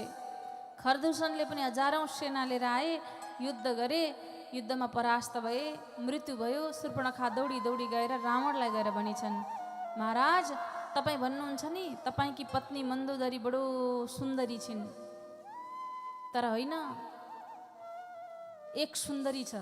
हेर्नुहोस् है, आफ्नो शत्रुतालाई, आफ्नो शत्रुलाई विजय गराउनलाई दाजुलाई गएर उचालिन्, रावणलाई गएर उचाल्दैछिन्। आफ्नो शत्रुलाई परास्त गर्नको लागि रावणलाई गएर उचाल्न लागिन्। किन? गएर फकाउँदैछिन् दाजुलाई। के भनिन्? तपाईँ आफूलाई शक्तिशाली भन्नुहुन्छ, खरदूषणलाई पनि मार्न सक्ने त्यो वनमा बस्ने एउटा योगी छ। अनि अर्को कुरा, तपाईँकी पत्नी मन्दोदरी बडो सुन्दरी भन्नुहुन्छ नि, यिनी के सुन्दरी छिन्? तिनकी पत्नी सीता त्यति सुन्दरी छिन्। अब रावणलाई लालच देखाएर रावणले रामकी पत्नी सीतालाई हरण गर्ने योजना बनाए र मारिचलाई सुनको मृग बनाएर अगाडि अगाडि पठायो। यता माता सीताले सुनको मृगको त्यो मृग चर्म बडो सुन्दर हुन्छ भनेर रामलाई लिन पठाउनुहुन्छ। लक्ष्मणजीलाई छोडेर रामजी जानुहुन्छ। लक्ष्मणजीले खुब पहरा दिएर बस्नु भएको थियो। त्यति बेला राम राम भनेर भगवान राम लक्ष्मण मलाई बचाऊ, लक्ष्मण मलाई बचाऊ भनेको आवाज आउँछ। अब दाजु रामको आवाज आएको भन्ठानेर सीता माताले लक्ष्मणजीलाई जान आग्रह गर्नुहुन्छ। त्यही बेलामा लक्ष्मणजीले लक्ष्मण रेखा खिचेर जानुहुन्छ। भन्नुहुन्छ भाउजू यो रेखा पार गरेर नआउनु है बाहिर। रावणले योगी वेश धारण गरेर आएर भित्र प्रवेश गर्न लाग्दा लक्ष्मण रेखा पार गर्न सकेनन्। तब सीता माताले भिक्षा दिन लाग्दा उनले भने म बाहिर र भित्र गरेर भिक्षा लिन्न, यो रेखा पार गरेर यता आऊ अनि बल्ल म भिक्षा लिन्छु। तब पार गरेर जब भिक्षा दिनको लागि सीता माता आउनुभयो, तब त्यही समय पारेर योगी वेशधारी रावणले हरण गरेर सीतालाई लिएर जान्छन् र अनेक कष्ट अनेक दुःख अशोक वाटिकामा लगेर राख्छन्। भगवान पनि आफ्नी पत्नीको खोजीमा निस्किनुहुन्छ। भगवान रामको चरित्रमा हेर्नुहोस्, प्रभु रामचन्द्र यो धरामा आउँदा कति कष्ट भोग्नु पर्यो। भगवान कृष्ण आफै पनि यो धरामा आउँदा कति कष्ट भोग्नु पर्यो। मामा घरमा जन्मिनुभयो, रातारात भागेर जानु पर्यो अर्काको घरमा। आफ्नै दाजुहरूले पत्थरमा बजारिएर मर्न पर्यो जन्मेकै दिन। हो कि होइन हजुर भन्नुहोस् त? हो नि। त्यही भएर कष्ट सबलाई छ। यो धरतीमा सुखै सुख कसैलाई पनि छैन। भगवान जताउनुहुन्छ है। बार बार म यही अनुरोध गर्छु कि कष्ट सबलाई छ, दुःख सबलाई आउँछ, सङ्घर्ष सबलाई आउँछ, विपद सबलाई आउँछ। जीवनमा अनेक सङ्घर्षहरू सबलाई आउँछन्, तर जस्तो परिस्थितिमा पनि स्वीकार गरेर चल्ने सामर्थ्य राख्नुपर्छ। जस्तो अवस्थामा पनि अगाडि बढ्न सक्ने सामर्थ्य राख्ने व्यक्ति नै वास्तवमा त्यो भगवानले सिकाएको परम भक्त बन्छ है। बोलो सीताराम भगवानको। रघुपति राघव पतित पावन। सबैले गाउनु होला है। मेरो दायाँ भागमा बस्ने आमाहरू पनि सबैले, देब्रे भागमा बस्नु सबैले प्रेम भावको साथमा। रघुपति राघव राजा राम पतित पावन सीताराम। पति राघव राजा राम पतित पावन सीताराम। रघुपति राघव राजा पतित पावन सीताराम।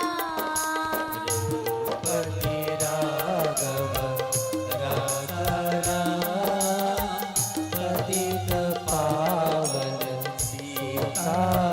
सबैले मिलकर ताली सेवा गर्दै।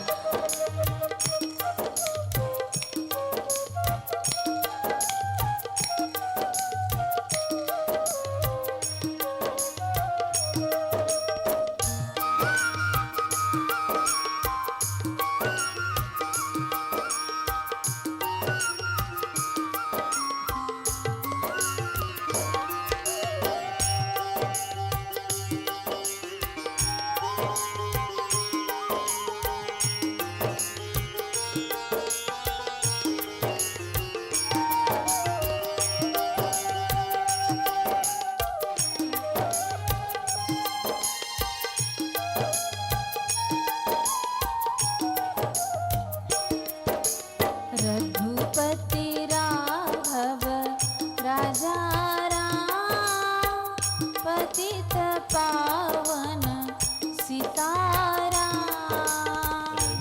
रघुपति राघव राजा राम पतित पावन सीताराम। सीताराम सीताराम भज मन प्यारी सीताराम। सीताराम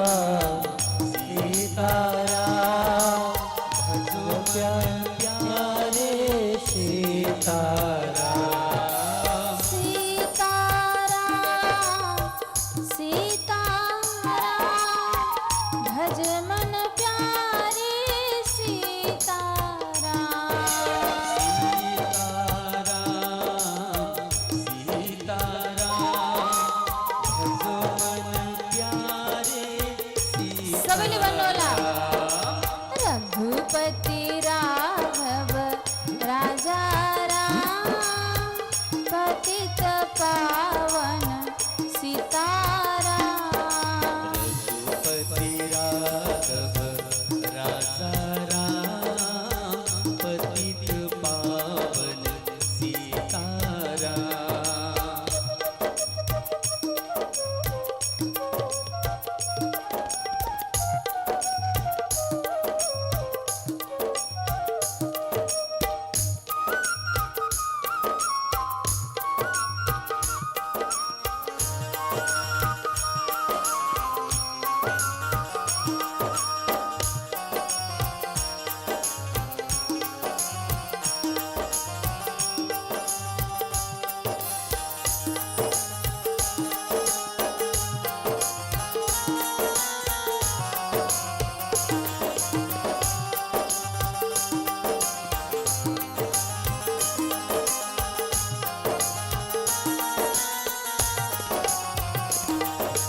रघुपति राघव राजा राम पतित पावन सीताराम।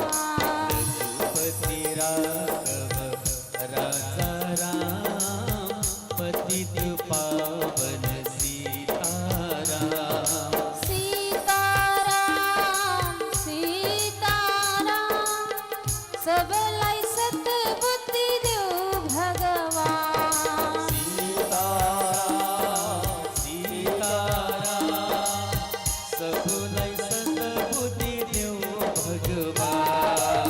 सीताराम सीताराम सबलाई सद्बुद्धि देऊ भगवान। सीताराम सीताराम सबलाई सद्बुद्धि देऊ भगवान।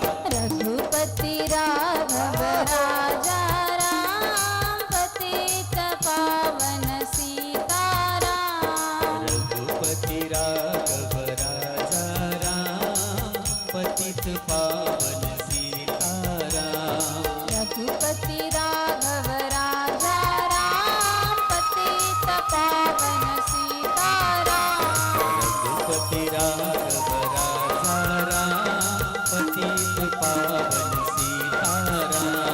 रघुपति राघव राजा राम पतित पावन सीताराम।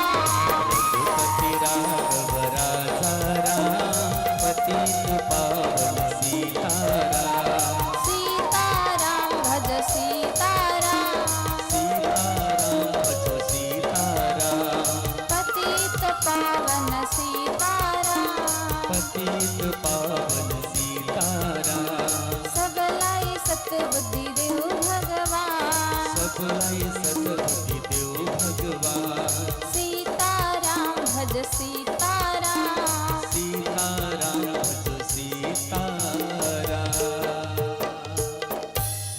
श्री सीताराम भगवान की, श्री अयोध्या धाम की, श्री जनकपुर धाम की, जनक नंदनी सीता माता की, श्रीमद देवी भागवत महापुराण की।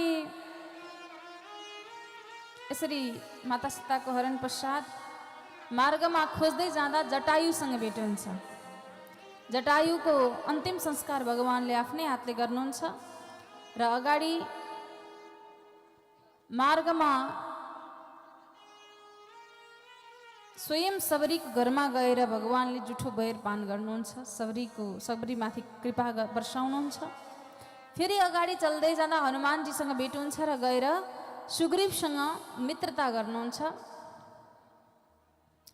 र सुग्रीवसँग मित्रता गरेर यता बानर सेनाको साथमा लङ्का पारी गएर रावणको वध गर्दै भगवानले सीतालाई विजयश्री प्राप्त गर्नुहुन्छ र स्वयं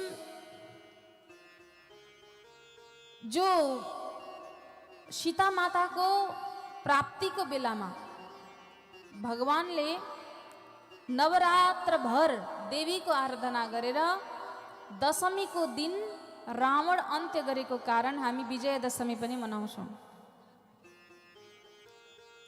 त्यही दिन हामी महिषासुर अन्त्य गर्ने परम्बा भगवतीको पनि कथा अगाडि आउँदैछ। अब महिषासुरको अन्त्य गर्ने परम्बा भगवती र त्यही दिन रावणको वध गर्ने भगवान् श्री रामचन्द्र प्रभु जो परम्बा भगवतीको कृपाले गर्नुहुन्छ।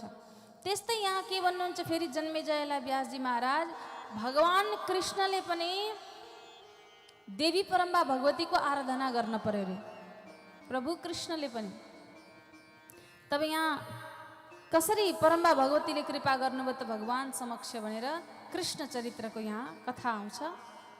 र कृष्ण कथामा यहाँ बडो सुन्दर कर्मणा भ्रमते सूर्य शशाङ्क क्षयरोगवान, यो संसारमा सबले कर्मको फल भोग्न पर्छ।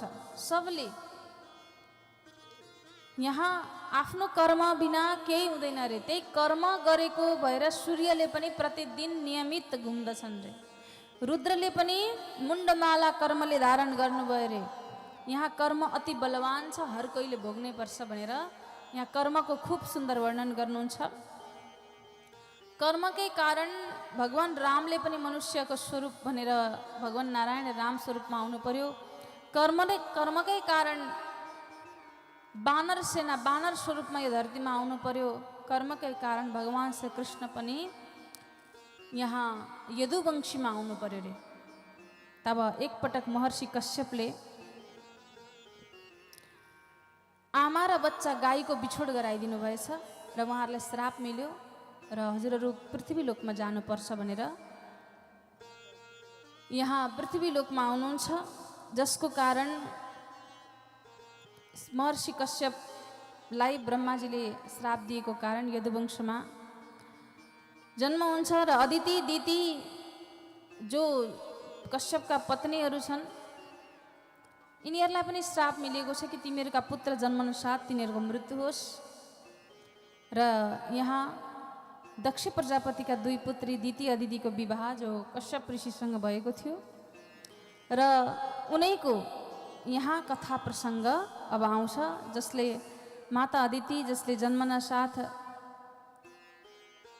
जसका पुत्रहरूको मृत्यु होस् भन्ने श्राप भएको कारण आज देवकीको रूपमा माता अदितिको यो धरामा जन्म हुन्छ।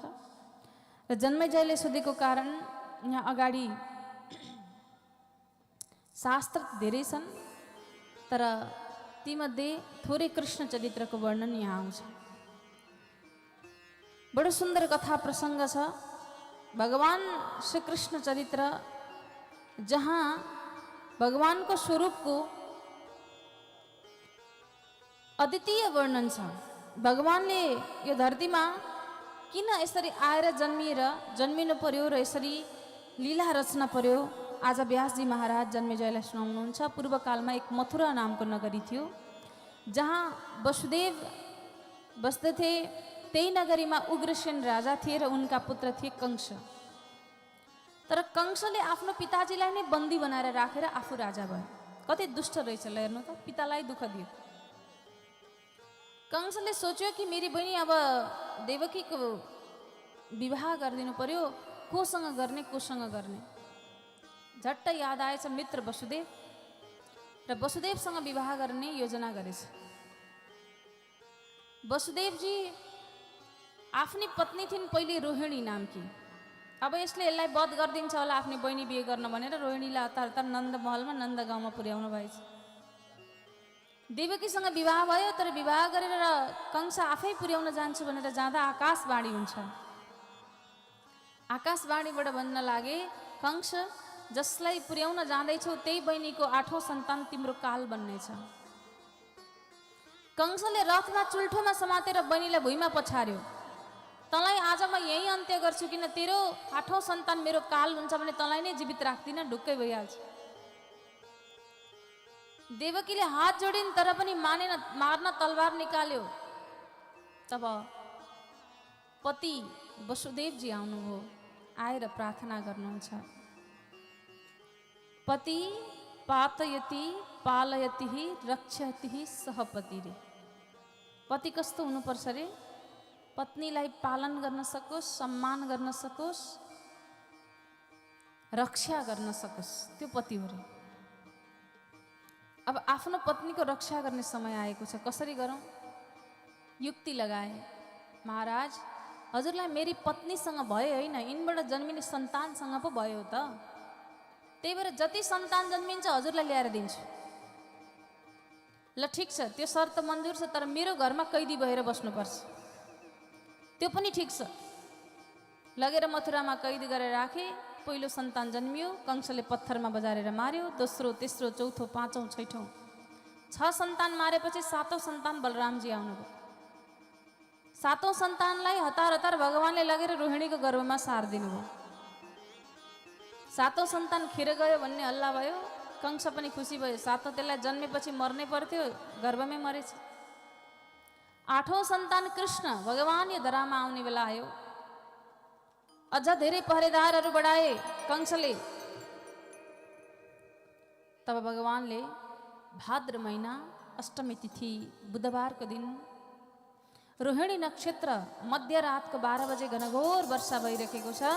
त्यही बेला योग माया परम्बा भगवती जगत जननीलाई पहिले पुकार्नुभयो, हे जगत जननी, म कृष्ण स्वरूपमा जाँदैछु। अब हजुरले चाँडोभन्दा चाँडो गएर नन्द महलमा यशोदा माताको छेउमा योग माया स्वरूपा देवी परम्बा भगवतीको रूपमा रहनुहोस्।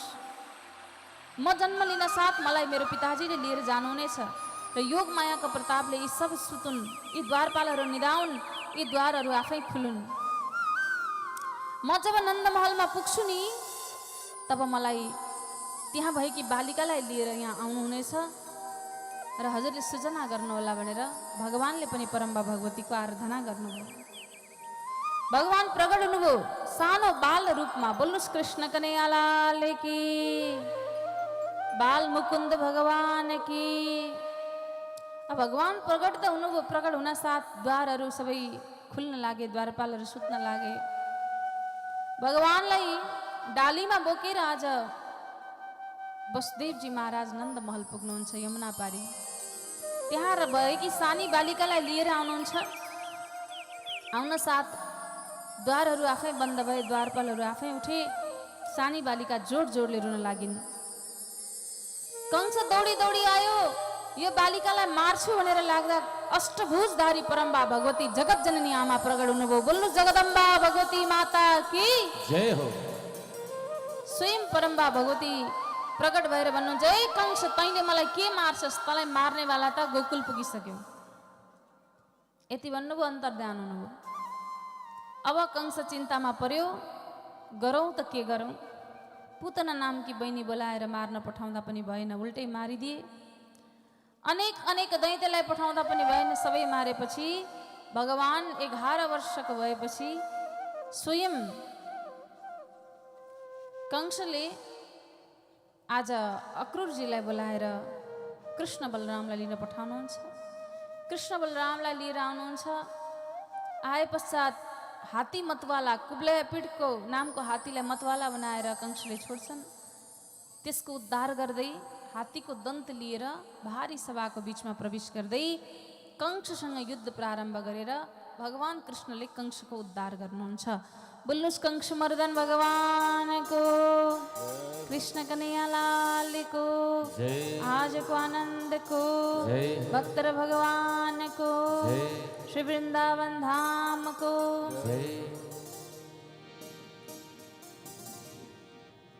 आए कृष्ण मुरली बजाउँदै, मयूर मुकुट सिरैमा सजाउँदै, बाँसुरीको धुन मिठो कृष्ण कालेको, त्यही धुन सुनि राधिका नाच्न थालेको। बाँसुरी बजाउँदै, मयूर मुकुट सिरैमा सजाउँदै, बाँसुरीको धुन मिठो कृष्ण कालेको। सबैले मिठो ताली सेवा गर्दै राधिका नाच्न थालेको, हे बाँसुरीको धुन मिठो कृष्ण कालेको, हे धुन सुनि राधिका नाच्न थालेको। ओहो हो, त्यही धुन सुनि राधिका नाच्न थालेको। सबैले मिठो ताली।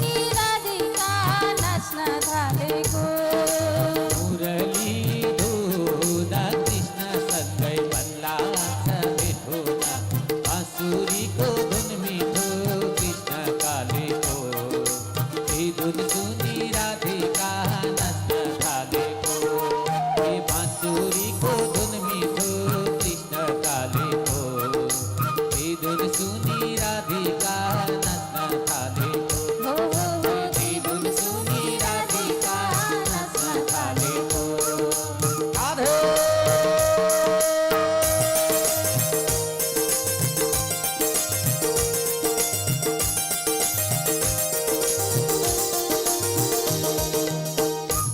बोल राधा कृष्ण भगवान की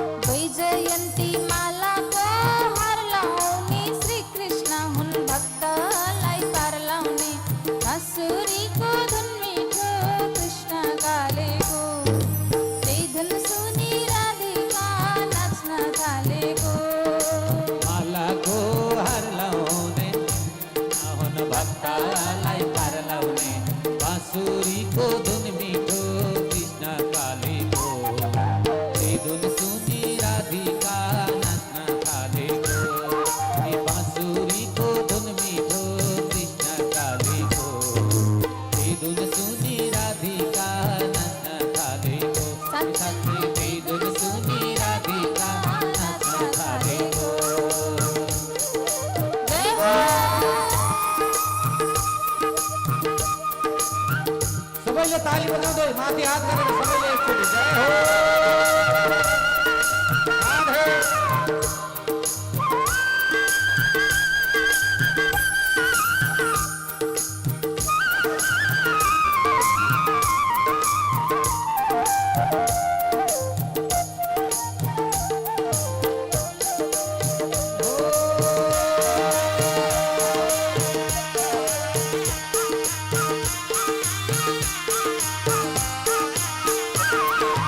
बांसुरी को धुन मीठो हेरा कदम को डाली माँ बसेरा बांसुरी को धुन मीठो कृष्ण काले को ते धुन सुनी राधिका नाचना झाले को धुन मीठो हे कदमा को डाली माँ बसेरा बांसुरी को धुन मीठो कृष्ण काले को हे धुन सुनी राधिका नाचना झाले को हे बांसुरी को धुन मीठो कृष्ण काले को हे धुन सुनी राधिका नाचना झाले को हे धुन सुनी राधिका नाचना झाले को श्री राधे सबैले मिलेर ताली सेवा गर्दै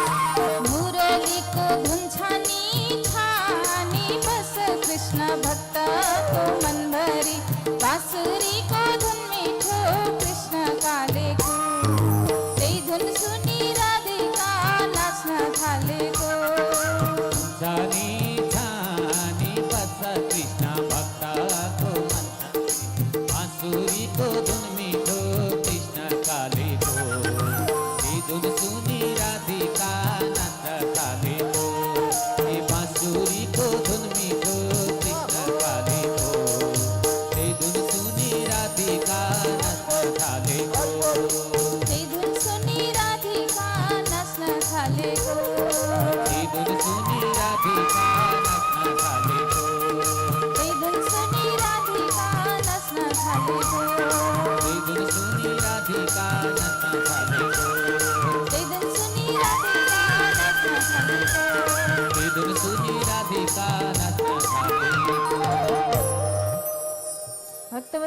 भगवान को जय हो कृष्ण कन्हैया लाल को जय हो आज को आनंद को जय भक्तर भगवान को जय हो बसौँ सबै बसौँ।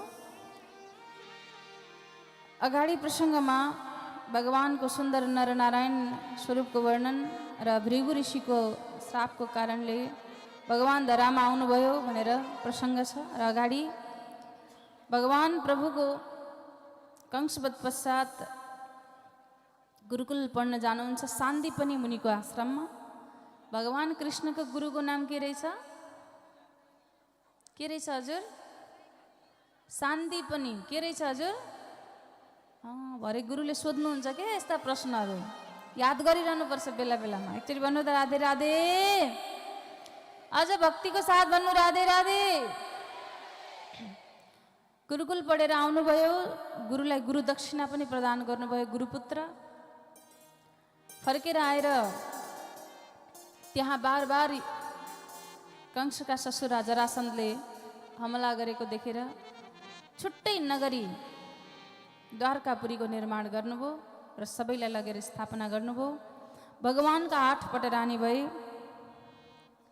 रुक्मिणी, जाम्बवती, सत्यभामा, मित्रविन्दा, कालिन्दी, लक्ष्मणा, भद्रा, नग्नजिती र 16,100 पत्नी चाहिँ एक दैत्यलाई भौमासुर नामको दैत्यलाई उद्धार गरेर भगवानले सब कन्याहरूलाई घर पठाउन लाग्दा कन्याहरूले बिन्ती गर्छन्, प्रभु हामीलाई शरणमा लिनुस् भनेर। जसले पूर्व जन्ममा अर्थात् राम प्रभु आउँदा भगवान रामलाई पति रूपमा वरण गर्ने प्रयास गरेका थिए, तर भगवानले मर्यादाको स्वरूप भएको कारण वरण गर्नु भएन र कृष्ण स्वरूपमा आउँदा वरण गर्नुहुन्छ। सर्वरासुर नामको दैत्यले रुक्मिणीका पुत्र प्रद्युम्नको हरण गरेर लगेर समुद्रमा हाल्छन्।